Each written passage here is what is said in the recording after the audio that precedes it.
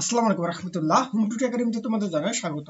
আশা করি তোমরা ভালো আছো। আজ আমি তোমাদের সাথে আলোচনা করব নবম শ্রেণী ইসলাম শিক্ষা প্রথম অধ্যায় আকাইদ নিয়ে। তোমাদেরকে বলতে চাই, তোমরা যদি আমার চ্যানেল নতুন হয়ে থাকো অবশ্যই চ্যানেলটি সাবস্ক্রাইব করিও। তাহলে আজকে আমাদের মূল আলোচনা বিষয় মূলত হচ্ছে প্রথম অধ্যায় আকাইদ নিয়ে আমরা কি করব, আলোচনা করব। অর্থাৎ আমরা যদি একটু নিচে যাই, আমরা দেখবো এখানে একটা জোড়াই কাজ রয়েছে। অর্থাৎ এই যে দেখো এখানে একটা কি কাজ, অর্থাৎ দলগত একটা কাজ রয়েছে। মূলত এই দলগত কাজে আমরা কি করবো, আজকে সমাধান করব। তো চলো তার আগে একটু পড়ে নেওয়া যাক যে আসলে আকাইদ বলতে আমরা কি বুঝি।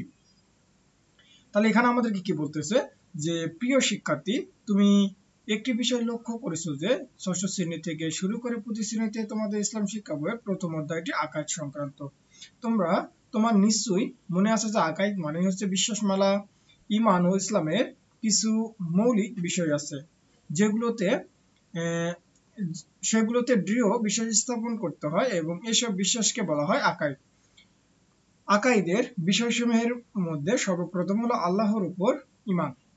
এই মুহূর্তে তোমাকে একটু ঈমান মুজমাল এর প্রসঙ্গে ফিরিয়ে নিয়ে যেতে চাই। তোমার কি মনে আছে ঈমান মুজমাল নামক ঈমানের অঙ্গীকার বাণীটিতে তুমি কি ঘোষণা দিয়েছিলে? হ্যাঁ, আরবি বাক্যে তুমি যা ঘোষণা দিয়েছিলে তার প্রথম কথাটি ছিল যে আমি ঈমান আনলাম আল্লাহর উপর, ঠিক তেমনি যেমন আছেন তিনি, তার সকল নাম ও গুণ সহ।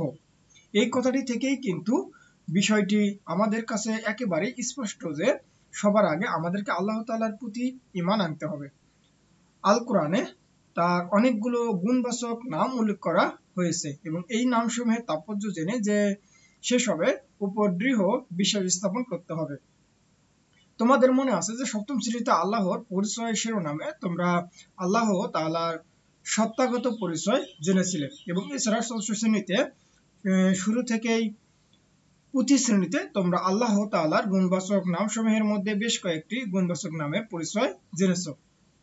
এরই ধারাবাহিকতায় এই শ্রেণীতেও আমরা আল্লাহ তাআলার আরো কয়েকটি গুণবাচক নাম তথা আল আসমাউল হুসনা সম্পর্কে জানবো এবং তদনুসারে বিশ্বাস ও কাজ করব। অর্থাৎ দেখো আমাদের এখানে একটা দলগত কাজ রয়েছে। দলগত কাজে কি বলতেছে যে তোমরা শিক্ষকের নির্দেশনা মোতাবেক পর্যবেক্ষণ বা মত বিনিময়ের মাধ্যমে কি করতে হবে, আকাইদ সংক্রান্ত যে অভিজ্ঞতাটি অর্জন করেছো তা খাতায় বা পোস্টারে উপস্থাপন করো। তো চলো আমরা এর একটা নমুনা উত্তর দেখে নেওয়া যাক। তাহলে আমাদের দলগত কাজ হচ্ছে যে তোমরা শিক্ষকের নির্দেশনা মোতাবেক পর্যবেক্ষণ বা মত বিনিময়ের মাধ্যমে আকাশ সংক্রান্ত যে যে অভিজ্ঞতা অর্জন করেছো তা খাতায় বা পোস্টারে উপস্থাপন করো। তাহলে আমরা উত্তরে কি বলতে পারি যে ইসলামের মৌলিক বিষয়গুলোর উপর অর্থাৎ আল্লাহ তাআলা, ফেরেশতা ও তার রাসূল ও আখিরাতের ইত্যাদির উপর বিশ্বাস স্থাপন করাকে কি বলা হয়, আকাইদ বলা হয়। তাহলে দিকের উপর ভিত্তি করে আকাইদকে প্রধানত দুই ভাগে ভাগ করা যায়। এগুলো হলো বিশ্বাসগত দিক এবং প্রয়োগ বা আচরণগত দিক। তাহলে বিশ্বাসগত দিক দিয়ে আল্লাহ তাআলা, ফেরেশতা, আসমানি কিতাব, পরকাল, জান্নাত, জাহান্নামের উপর বিশ্বাস স্থাপন করাকেই বলা হয় আকাইদ।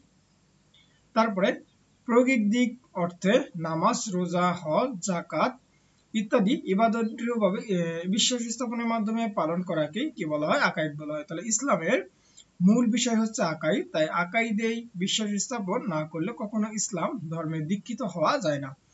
ইসলাম সম্পর্কে পরিপূর্ণ জ্ঞান তথা তথ্য লাভের উদ্দেশ্যে আমাদেরকে অবশ্যই আকাইদ সম্পর্কে জানতে হবে। তাহলে তোমরা আশা করি বুঝতে পারছো যে আকাইদ বলতে আমরা কি বুঝতেছি। এইবার তারপরে হচ্ছে কি বলতেছে যে আল্লাহর পরিচয়। অর্থাৎ এখানে একটা জোড়াই কাজ রয়েছে। এখানে কি বলতেছে যে পরিবেশিত হাম থেকে আল্লাহ তাআলার পরিচয় তথা আসমাউল হুসনা সম্পর্কে কি গুণাবলী প্রকাশ পেয়েছে তা তোমার বন্ধুদের সাথে আলোচনা করে কি করো, চিহ্নিত করো। অর্থাৎ এখানে আমাদের তিনটা দেখো ফাঁকা জায়গা রয়েছে। এই তিনটা ফাঁকা জায়গা মূলত আমাদেরকে লিখতে হবে। তো চলো এর আমরা একটা নমুনা উত্তর দেখে নেওয়া যাক। তাহলে এখানে আমরা কি বলতে পারি যে এই যে জোড়াই কাজে কি বলতেছি যে পরিবেশিত হাম থেকে মহান আল্লাহ তাআলার পরিচয় তথা আসমাউল হোসনা সম্পর্কে গুণাবলী প্রকাশ পেয়েছে তা তোমার বন্ধুদের সাথে আলোচনা করে এখানে কি করতে হবে, চিহ্নিত করতে হবে। তাহলে আমরা উত্তরে কি বলতে পারি যে আল্লাহ তাআলা পরিচয় তথা আসমাউল হোসনা সম্পর্কে যেসব গুণাবলী পেয়েছি তাহলে এক নম্বর আমরা কি বলতে পারি যে আর রহমান। অর্থাৎ আল্লাহ আর রহমান অর্থ আল্লাহ পরম করুণাময়, তিনি সমগ্র সৃষ্টি জগতের প্রতি করুণা করেন।